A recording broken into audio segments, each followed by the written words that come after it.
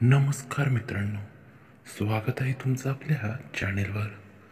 आज मी तुमच्यासमोर एक नवीन कथा सादर करणार आहे. तर चला कथेला सुरुवात करण्या अगोदर आपण आधी आपल्या चॅनेलला सबस्क्राईब करूया.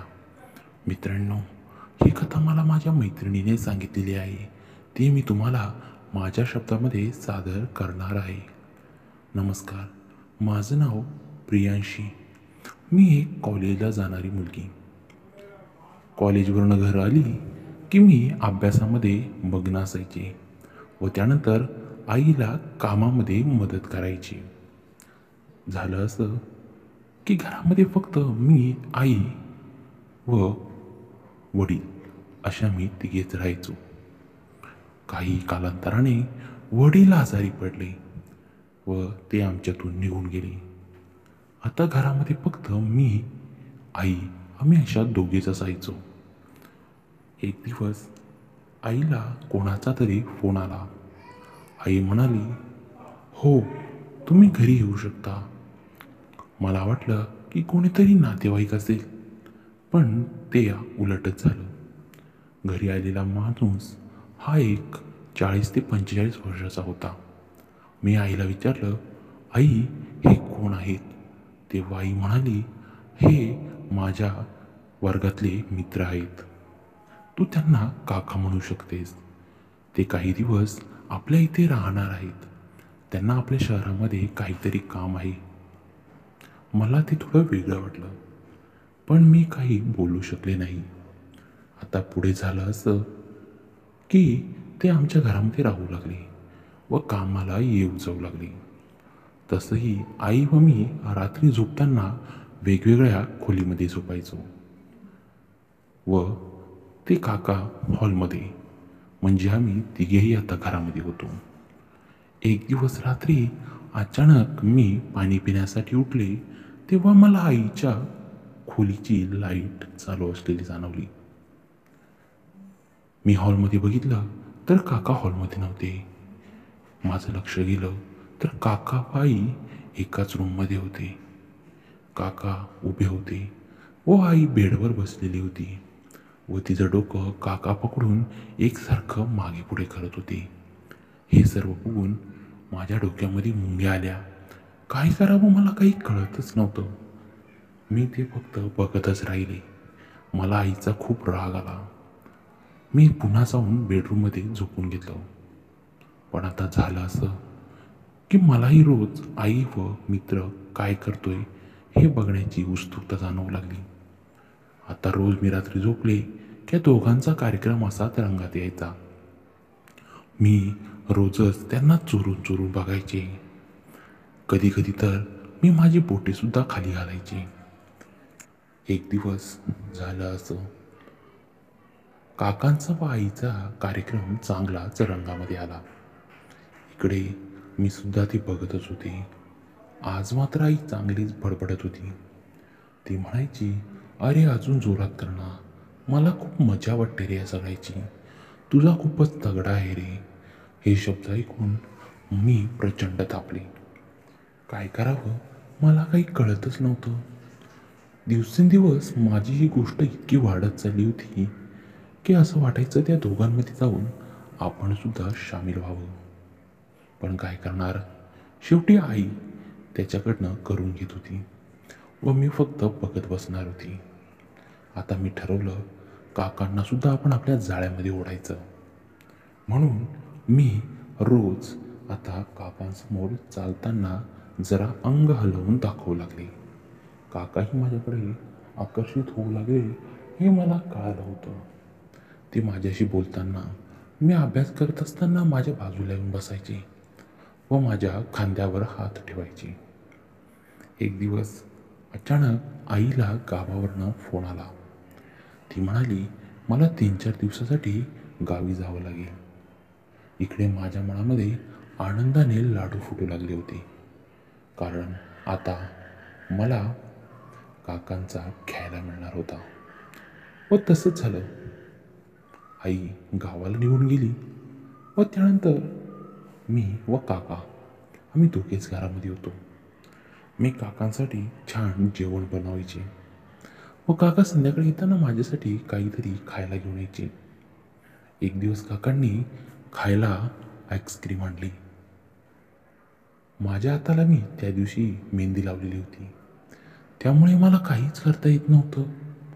काका म्हणाले, प्रियांशी बेटा, तू घाबरू नकोस, मी तुला आईस्क्रीम भरवतो. त्यांनी चमच्याने मला आईस्क्रीम भरवायला सुरुवात केली. आईस्क्रीम माझ्या सगळ्या तोंडाला लागलेली होती. त्यांनी ती त्यांच्या बोटाने पुसली. त्यांच्या बोटाचा स्पर्श माझ्या ओठांना होताच मी शहारले. आता त्यांना कळालं होतं की मला काय हवं आहे ते. तेव्हा त्यांनी आईस्क्रीम मुद्दामच मला चारताना माझ्या तोंडावरनं छातीवर पाडली. मी म्हणाले, काका पटकन बाजूला करा, नाहीतर माझ्या ड्रेसवर डाग पडेल. पण काका म्हणाले, प्रियांशी, ती तर तुझ्या छातीवर पडली आहे, मी कसा काय तिथे हात लावू. तेव्हा मी त्यांना म्हणाले, काका तुम्ही काही पण करा, पण आधी ती साफ करा. असं बोलताच काकांनी एका हाताने आईस्क्रीम पुसायला सुरुवात केली. त्यांच्या हाताने आईस्क्रीम पुसत असताना माझी छाती जाऊ लागली. मला खूपच मजा वाटू लागली. आता काकांनी हळूहळू पूर्ण छातीवरची आईस्क्रीम स्वच्छ करून टाकली. आईस्क्रीम साफ करत असताना अधूनमधून त्यांनी माझी थोडी छातीसुद्धा दाबली. तेवढ्यात मी काकांना म्हणाले, काका थांबा, मी हात धुवूनच येते आता. व मी बाथरूममध्ये गेले व मेहंदी लावलेले दोन्ही हात स्वच्छ धुवून आले. थोड्या वेळात झालं असं की काका म्हणाले, बघ प्रियांशी, मी तुला आईस्क्रीम भरवली, आता तुझी वेळ. व ते माझ्याकडे बघून हसू लागले. मी सुद्धा चम्मच घेतला व त्यांना आईस्क्रीम भरवू लागले.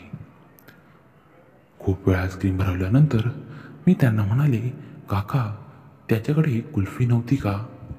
तेव्हा काका म्हणाले, का तुला कुल्फी खायची इच्छा झाली आहे का. मी म्हणाले, हो, मला कुल्फी चोखायला व चाटायला खूपच आवडते. मी आता डबल मिनिंगमध्ये बोलल्यामुळे काकासुद्धा हैराण झाले. ते म्हणाले, माझ्याकडे एक आयडिया आहे, ती केली तर तुला खूप मजा येईल. मला माहीतच होतं की काका काय बोलतात व काकांनाही माहीत होतं की मला काय हवं आहे. काका म्हणाले, उरलेली आईस्क्रीम तू माझ्या तिथे लावून चाटू शकते, म्हणजे तुला कुल्फी खाल्ल्याची फिलिंग येईल. हे काकांच्या तोंडातून ऐकताच मी उत्सुक झाले होते की काका कधी बाहेर काढून त्याला आईस्क्रीम लावतात. आता काका माझ्या तोंडासमोर उभे राहिले व त्यांनी त्यांची पॅन्ट खाली केली. मी माझ्या आयुष्यात पहिल्यांदा इतका मोठा बघत होते. मी पटकन हातात घेतला व चमच्याने सर्व आईस्क्रीम त्याच्यावर चोळली. आईस्क्रीम लावल्यानंतर आता मी त्याला मस्त प्रकारे चाटण करू लागले. काकांनासुद्धा खूपच मजा येऊ लागली. काका म्हणाले, प्रियांशी, मलाही तुझ्या तिथे आईस्क्रीम लावून चाटायची आहे. मी त्यांना हो म्हणाले. मी पटकन 2 पाय वर केले. त्यांनी खूप सारी आईस्क्रीम तिथे टाकली व चाटू लागले. मी काकांना म्हणाले, काका आता तुमची कुल्फी माझ्या तिथे घालाल का. काका ती करण्यासाठी उत्सुकच झाले होते. मला आज कळालं होतं की आज खूप मजा येणार आहे, म्हणूनच मी आधीच सगळं स्वच्छ करून ठेवलेलं होतं. काकांनी त्यांची जाड कुल्फी माझ्या तिथे चोळली व हळूहळू करत पूर्ण आतमध्ये ढकलली. मी काकांना घट्ट मिठी मारून राहिले व काकांना हळूच कानात म्हणाले, काका तुम्ही जसं माझ्या आईसोबत जोरात करता तसं माझ्यासोबतही करा ना. हे ऐकताच काका म्हणाले, लबाड, म्हणजे तू रोज रात्री आमचा कार्यक्रम बघतच असतेस होय. मी म्हणाले, हो काका. असं म्हणताच काकांनी मस्त मागे पुढे करायला सुरुवात केली.